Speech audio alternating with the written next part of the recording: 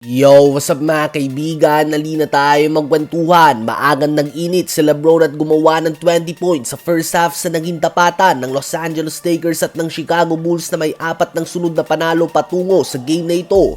Ganun pa man, sa third quarter ay napanatili nga ng Lakers ang kalamangan kahit na napakaganda ng nilalaro ng Bulls at dahil ito sa 20 points si Luka Doncic sa quarter na ito.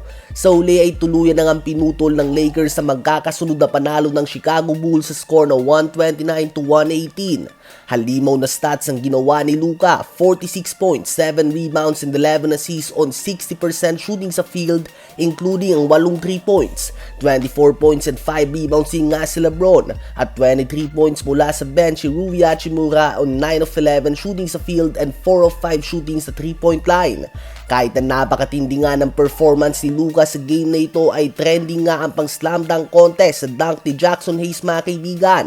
At muli nga nitong kinuha ang minuto ni DeAndre Ayton. Nagtala lang nga ang former number 1 pick ng 6 points and 2 rebounds sa 22 minutes of playing time. Ngayon ay tumungo naman tayo kay Dylan Harper. Kailangan na nga ng San Antonio Spurs na magdesisyon kung ano ba ang gagawin nila kay Harper dahil obvious nga na may talent level ito at potensyal na maging star.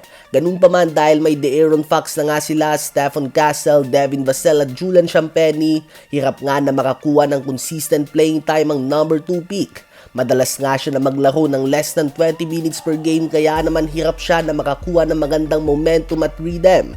Nang gumawa nga ang Spurs ng trade para kay De'Aaron Fox ay hindi naman nila inakala na mapupunta sa kanila ang number 2 pick. Kaya naman ngayon ay tila ba may 5 silang guard na lahat ay starting caliber. Kaya naman ang tulad ni Dylan Harper ay hindi magawang makapag-develop ng matino. Sa madaming team nga ay starting point guard na siya. Subalit dahil kay De'Aaron Fox at Stephen Castle ay hindi nga siya makapaglaro ng madaming minuto na posibleng magresulta sa pagbagsak ng kanyang kumpiyansa at kakulangan na tsansa na mag-develop despite the potential.